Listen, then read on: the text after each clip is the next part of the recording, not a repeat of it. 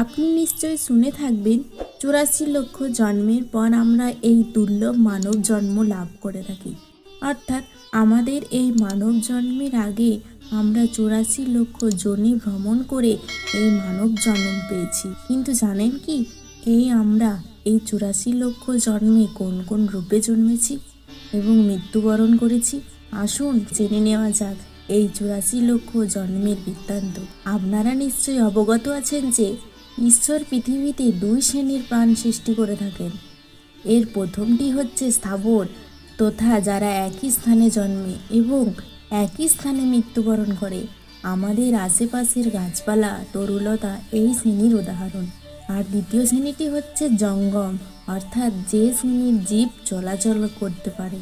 তো ঈশ্বর সর্বপ্রথমে আমাদের সৃষ্টি করেন স্থাবর রূপে। এই রূপে আমরা গাছপালা, তরুলতা বা বৃক্ষরাজি হয়ে পৃথিবীতে শোভা দান করে থাকি। কিন্তু এভাবে কতকাল রোদে পুড়ে, বৃষ্টিতে ভিজে, খরায় শুকিয়ে বা ঝড়ে ভেঙে নিরন্তর চলতে থাকে বৃক্ষজনম।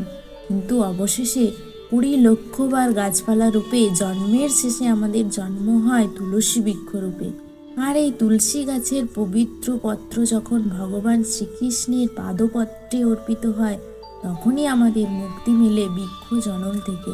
তো বৃক্ষ জন্মের শেষে আমাদের জন্ম হয় জলজ জীব হিসাবে।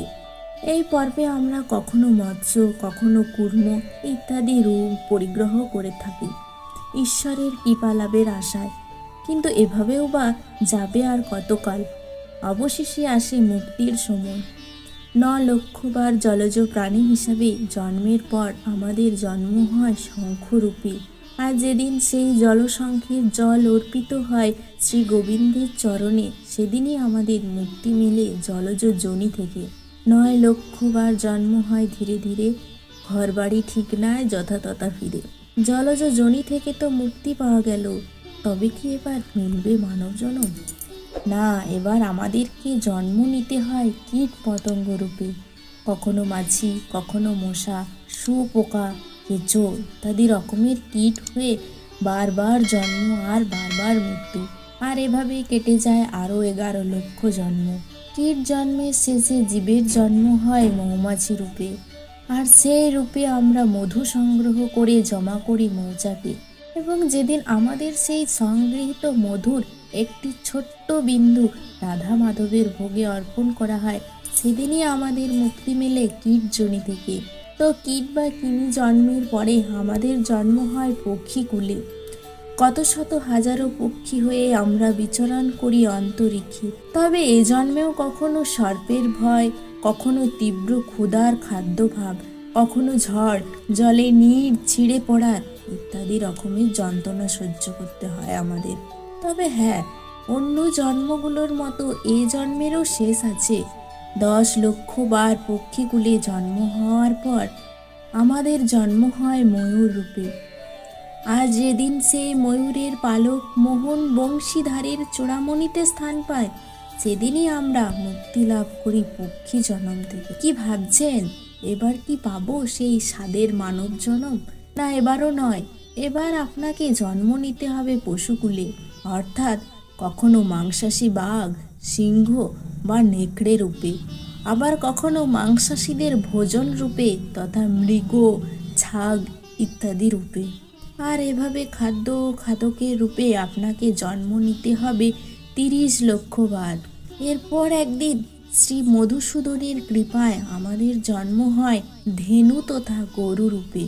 এবং গভীর গোদুগ্ধ দহন করে যখন গোবর্ধনধারীর ভোগে অর্পণ করা হয়, তখনই আমাদের মুক্তি মেলে পশুজনি থেকে। তাই কবির ভাষায় 30 লক্ষবার জন্ম পশুর জনিতে, নানা রূপে কত কষ্ট পায় অগণিতে। অবশেষে গোজনিতে জন্ম যে লয়, এর চেয়ে উত্তম জন্ম পশুকুলে নয়। তো গো জন্মের পর আরও 4 লক্ষ জন্মের পর আমরা লাভ করে থাকি দুর্লভ মানব জন্ম। তবে এখানে 2টি মত প্রচলিত রয়েছে। একটি মত বলেছে এই 4 লক্ষ জন্ম আমরা অবহেলিত মানব হিসেবে জন্ম নিয়ে থাকি। কোজনির শেষে পশু জনি নাই, মনুষ্য জনিতে এবার জন্ম তার হয়। মানব কুলেতে জন্ম 4 লক্ষবার, অপরূপ সে ভারত কহি স্থ বিস্তার। তবে অন্য মতে গো জন্মের পর 4 লক্ষবার বানর জন্মে জন্মাতে হয় আমাদেরকে, এবং এভাবে 84 লক্ষ জন্মের পর আমাদের জন্ম হয় মানুষ রূপে। তবে মানব কুলে জন্ম লাভ করার পরও যদি আমরা আমাদের আত্মাকে মুক্তি না দিতে পারি, তাহলে আমাদেরকে আবারও এই 84 লক্ষ রূপ পরিগ্রহ করতে হয়। জন্মিয়া মানব কুলে আত্মা না উধারে, পুনর্সে 84 লক্ষ জনি পথে ঘুরে। তাই আসুন আমরা সময় থাকতে মহান ঈশ্বরের চরণতলে আত্মসমর্পণ করি এবং শুদ্ধ কাজ ও ঈশ্বর প্রেমের মাধ্যমে আমাদের আত্মাকে উদ্ধার করতে ব্রতী হই।